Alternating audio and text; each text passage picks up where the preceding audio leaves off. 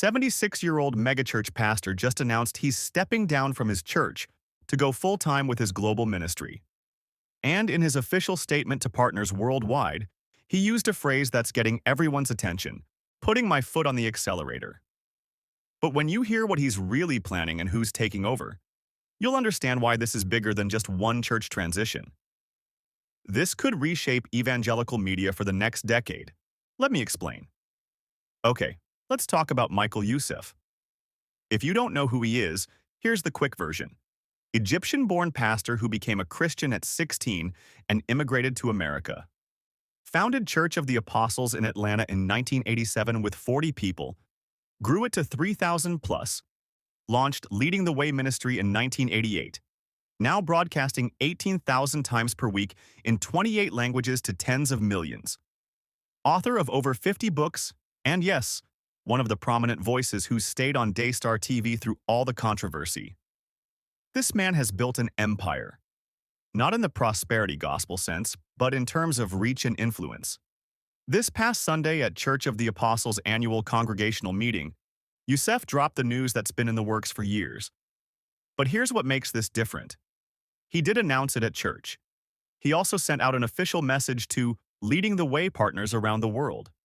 He said, "Hello, Leading the Way partners and friends around the world. We have good news for you. In the next 6 months, I will be passing the baton in the Church of the Apostles to my son, Jonathan, and I'm going to be at Leading the Way full-time.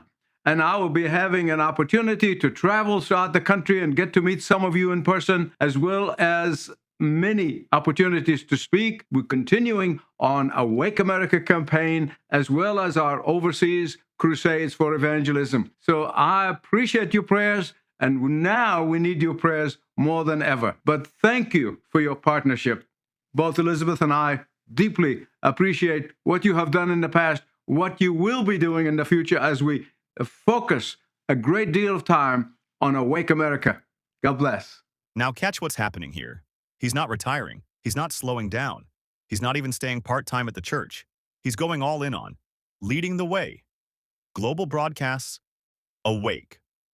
America rallies across the country, international evangelical crusades, and meeting partners face-to-face. And then on X, formerly Twitter, he posted something that gives us even more insight. He said, and I quote, "Next summer I will step down as senior pastor as God raises up my son Jonathan to lead the Church of the Apostles Atlanta into its next stage of growth. I will be devoting myself fully to leading the way, putting my foot on the accelerator with Awake America rallies and international evangelical crusades. I believe the best is yet to come. To God be the glory. Putting my foot on the accelerator." At 76 years old, this man is accelerating, not coasting, not transitioning to an advisory role, accelerating. But before we get into what this really means, we need to talk about who's taking the wheel at Church of the Apostles. So here's where some of you are going to have opinions. His youngest son, Jonathan Youssef, 41 years old, is taking over as lead pastor. Now, I can already see the comments forming. Nepotism. Dynasty building. What about qualified candidates from outside the family? Hold on, let me give you the full picture. According to Pastor Youssef, this transition has been planned for years, not months. Jonathan hasn't just been sitting in the back row. He's been sharing the pulpit, preaching more and more frequently, and essentially being groomed for this role. Last month, Michael told the Christian Post something really revealing. He said, "I'm seeing it even in our own church. The younger generation is into technology, and I'm bringing them into leadership now, not waiting until they get older. You have to carry the baton. You can't wait until we're gone. We don't want to be the generation with whom the gospel dies." That statement hits different when you understand his background. Michael Youssef became a Christian in Egypt in 1964 at age 16. Do you have any idea how difficult that was? Egypt in the 60s wasn't exactly friendly to Christian converts. He lived in Lebanon, which went through a brutal civil war. He saw what happens when the gospel isn't passed down effectively to the next generation. So when he talks about not wanting to be the generation where the gospel dies, he's speaking from experience. Now, does that automatically make the father-to-son succession the right move? That's for you to decide. But it's not like Jonathan was randomly picked because of his last name. This has been intentional, strategic, and years in the making. But here's what I find really interesting about the timing. Let's connect some dots that I haven't seen anyone else talking about. Michael Youssef is choosing this moment, 2024 going into 2025, to go all in on media ministry and Awake America rallies. Why now? 1. We just had a massive election. The political and spiritual climate in America is intense. Awake America is a prayer movement, yes, but it's also positioned right at the intersection of faith and culture. 2. Christian media is in flux. Daystar, where Youssef is still a prominent programmer, has been dealing with serious family drama and accusations. Trust in some major Christian broadcasting networks is being questioned. 3. He's talking about overseas crusades and doors that might not stay open. If you understand what's happening globally with religious freedom, you know that evangelism is getting harder in many countries. This isn't just a personal decision about work-life balance. This is strategic positioning. By going full-time with leading the way, Youssef is essentially saying, local church ministry has a ceiling. Global media ministry doesn't. Church of the Apostles has 3,000 members. That's significant. But leading the way reaches tens of millions, weekly in 28 languages. If you were a 76-year-old pastor who believes time is running out to reach the lost, where would you focus your energy? But here's the part that's going to make some people uncomfortable. We need to address something that's hanging in the air. Michael Youssef has remained one of the prominent pastors on Daystar TV, despite everything that's happened with Joni Lamb and the accusations from her son, Jonathan Lamb, and his wife, Susie.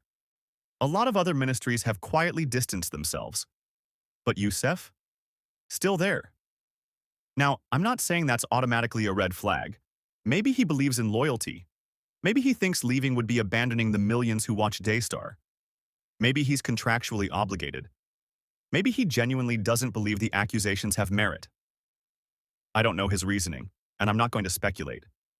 But what I will say is this. His decision to double down on media ministry, to go full-time with leading the way, means he's betting big on the Christian broadcasting ecosystem, and Daystar is a major part of that ecosystem. So the question becomes, is he staying on Daystar because he believes in their mission despite the controversy? Or is there a strategic media alliance here that benefits both parties? Again, I don't have those answers, but these are legitimate questions that should be asked. What I do know is that his official statement emphasized prayer. He said, "We need your prayers more than ever." Why would someone going full-time with a thriving global ministry need prayers more than ever? That phrasing suggests he knows the road ahead isn't going to be easy. Whether that's spiritual warfare, cultural opposition, media challenges, or something else. He clearly anticipates resistance. I want to hear from you in the comments. First, do you think pastors passing churches to their children is biblical succession or dynasty building? Give me your honest take. Second, is Michael Youssef making the right call, going full-time with media ministry at 76, or should he have stayed rooted in local church leadership? Third, how much should his Daystar connection matter when we evaluate this decision? And here's the big one. Fourth, when a ministry leader says they're putting the foot on the accelerator and need prayers more than ever, what do you think they're really anticipating? Drop your thoughts below. I'm reading every comment, and I genuinely want to hear different perspectives, even if you completely disagree with mine. If this kind of in-depth analysis of what's really happening in the Christian world is valuable to you, do me a favor, hit that like button and subscribe. We're covering the stories that mainstream Christian media won't touch with this level of honesty.